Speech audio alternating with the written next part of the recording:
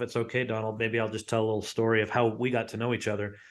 I had a wonderful client of mine who was watching typical TV, cable TV, right? And this ad came on, you should invest in precious metals.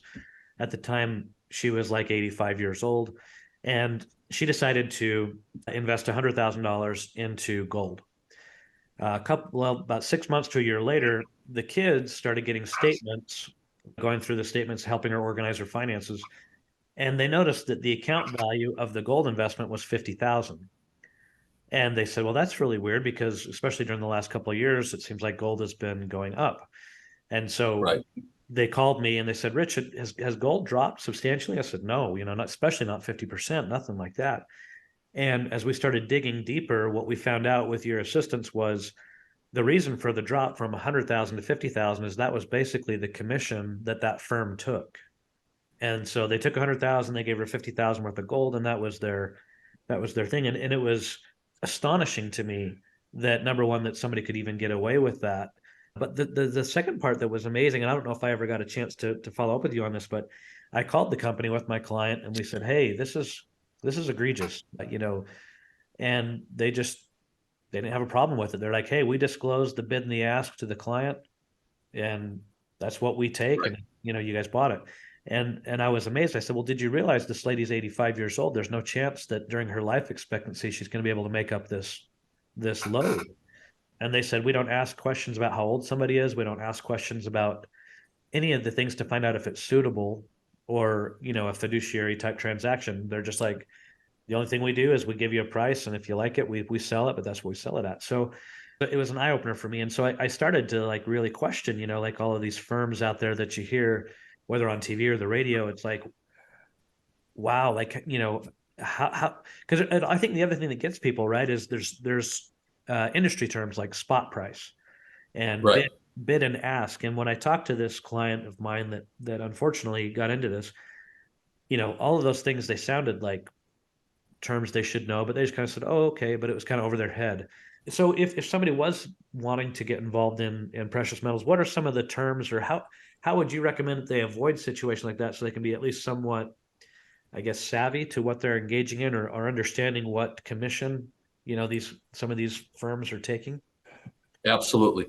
First off, I think that what's vitally important for your listeners to grasp is their business relationship with you and your firm is priceless, because your due diligence and your affiliation with our firm in this particular asset class, for example, eliminates all of those potential problems that are out there.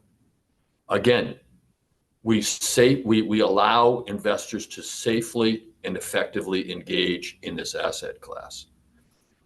You had mentioned that one experience. Just for your listeners to understand, in a precious metals transaction, the transaction cost, our transaction cost, is 2% for all metals other than silver, which is at 3%. So for you to investigate this other firm and discover that they were charging 50%, that is just egregious.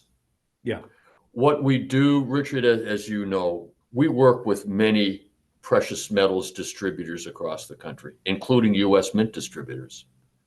And when clients of ours are looking to engage in this asset class, what we do is we reach out to our network of distributors, determine the most advantageous price that we can acquire tier one quality metals for in the market, and acquire those metals for our clients. And from there, again, our transaction cost is 2% over our cost to acquire those metals, all metals other than silver, which is at 3%. So that dichotomy between the experience that your client had, unfortunately, and the experience in working with reputable firms such as our own, is huge.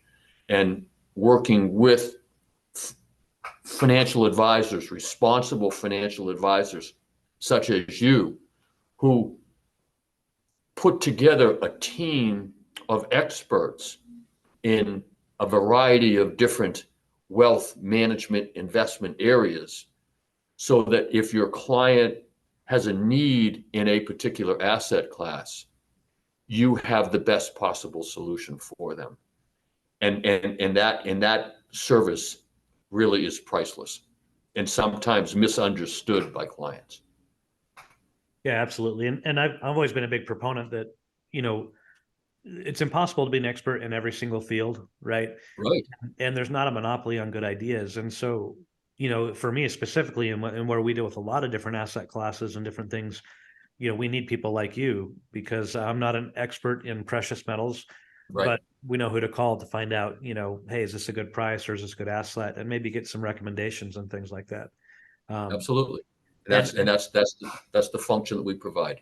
yeah, it's not and so I think it's in partial, I guess, summary of this is that it's not just as easy as walking down to the local coin shop No. on Main Street, because the reality is that maybe the local coin shop or the internet company or the radio people, maybe they are giving you a good deal, but they may not be, right? And it could be something as egregious as what happened to my client.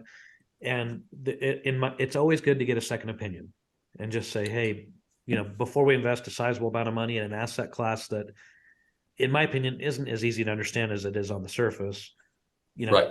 always get a second opinion, double check what type of stuff you're getting, the quality of it, you know, all that kind of stuff. Right.